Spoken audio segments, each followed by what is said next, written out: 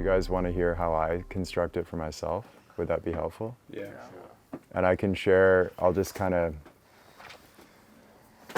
so of course this changes over time for me, and I like update sometimes on the fly, but the main structure currently for me that I use, and I'll point out a few reasons why I structure it this way. So not to copy mine, but just try to apply the principles.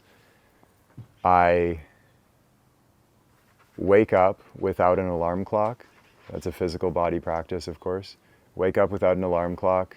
Recently, I mean, that used to be a little earlier. Now it's 6-ish maybe most days. Even if it pushes into 7, that's fine. Doesn't matter.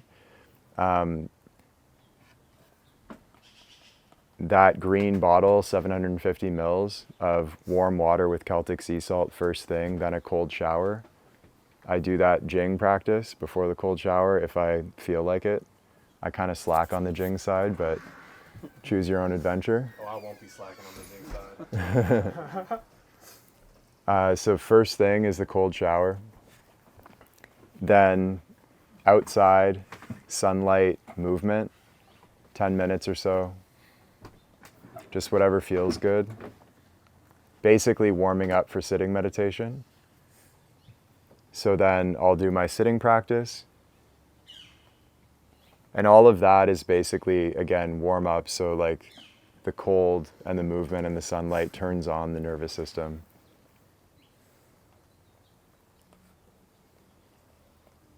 So I do sitting practice, then I make coffee, and I'll do my first work block. Remember, the karmic body purpose link is really important. So as a foundational practice, you could think about, West and Daniel, the content that you're making. That when we're talking about building a holistic system, nothing can be left out. Your work is included.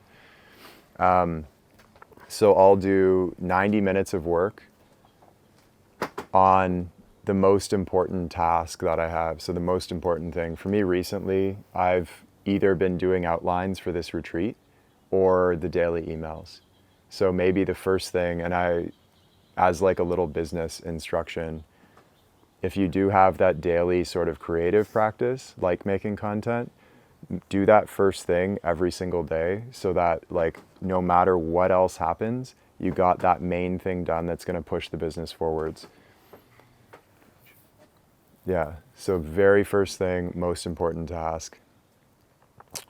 I take about half an hour. I'll go outside again. I'll do some movement. I think I shared this with you once, Cole. Yeah, it's good though. Yeah, and then I'll make a smoothie. So that's my first kind of meal, if you want to call it, of the day. First sort of calories that I consume. That probably happens around 10-ish, give or take, maybe 10:30. After that, another 90 minutes of work, and primarily it's like daily administrative tasks, little projects, things like this. After that, I'll train. So I'm alternating movement and strength work, like we spoke about, with cardio work. So that could be running, elliptical, whatever. And then after the cardio, I'll do hot and cold. So sauna and then a cold shower for me. It could be cold plunge if you guys have access. Then I'll have lunch, take a nap. After every meal, I walk, at least briefly. Sometimes it's just up and down the stairs a few times. Just anything to like get blood moving.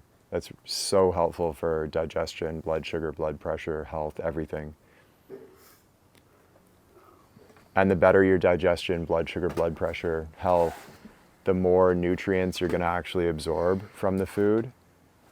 Therefore, you're going to have that much more energy to put towards everything. So I take a nap. I'll go outside very briefly, like look at the sun early afternoon. It's another circadian rhythm setting device. So same as looking at the sun in the morning, looking at the sun in the afternoon is also really useful to set circadian rhythms.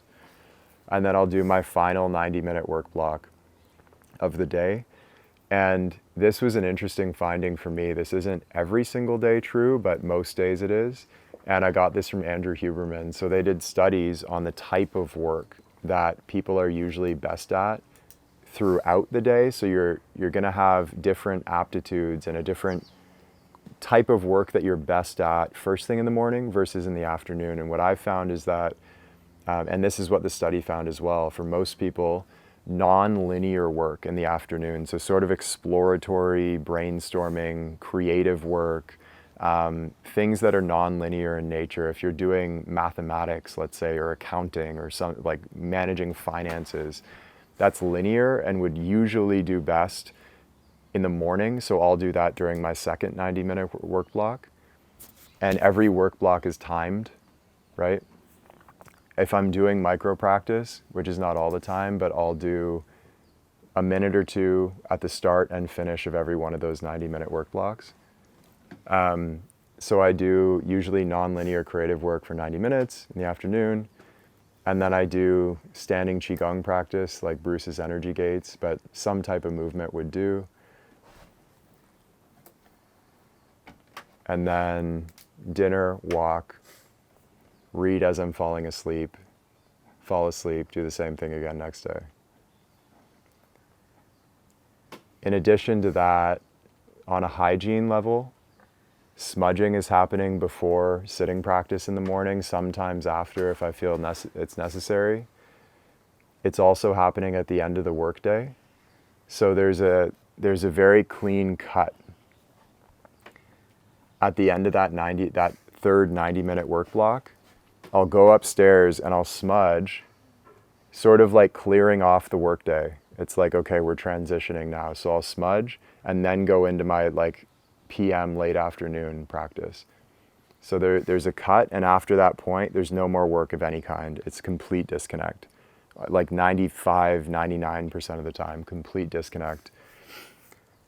And then prayer, I've found for me is most effective. Like it's kind of happening on certain levels throughout every day, but particularly like right before I get into bed, that's the time that I'll do like a deep sort of prayer practice. And we've spoken about prayer a lot, so I won't go into detail, but I had a dream at one point. I was on retreat and I had a dream, and a close friend or teacher of mine came to me very, very, very vividly in the dream. And she sat down in front of me and pointedly, she's like, go deeper with your prayers.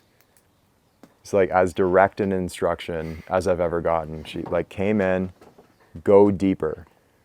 And it's easy before bed to be like, okay, thank you, good day, hope everybody's great, amen. Because we're feeling lazy at the end of the day.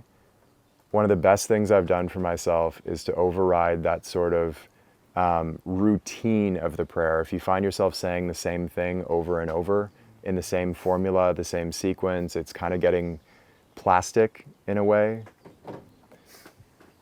See if you can drop in a little bit deeper and make it more spontaneous. So what are you actually feeling in the moment? What's your energy actually doing? And use prayer to align yourself with universal energy again, right before you go to sleep. And then as I'm going to sleep, like I said, for me personally, that's when I've been doing this since I was a kid. I can't say that it's optimal necessarily on like a mental body level. But I really love reading while I'm falling asleep. It's like that's like pleasure for me. So I'll read philosophy, spirituality, or like light, Hitchhiker's Guide to the Galaxy type fiction. Just something that's enjoyable, but not too heavy. Not like, I'm not reading Ken Wilber before bed, for example, right? Nothing that gets my mind going. It more just helps me drift off. Hygiene stuff is, of course, happening throughout the day as needed. The smudging is happening 3, maybe even 4 times a day sometimes. When do you do it in the morning? I missed that. Smudging I'll do before and sometimes after sitting practice in the morning. So if you go through that sort of template, right? It's not like I'm doing every strategy here, but I'm covering a fucking lot of them. Like food is clean, exercise is covered, sleep is covered. Energetic hygiene's covered, prayer is covered, sitting practice is covered, qigong's covered. hot and cold is covered. My work is in a constant effort to become more and more aligned with purpose, which is karma. I'm probably missing some of it, but that's my general template. And I've found that more than those 3 90-minute blocks of work is like pouring cement into my head. It's just so heady. And while I'm working, I'm fucking working, right? It's not like I'm sitting there browsing, getting distracted. I'm working.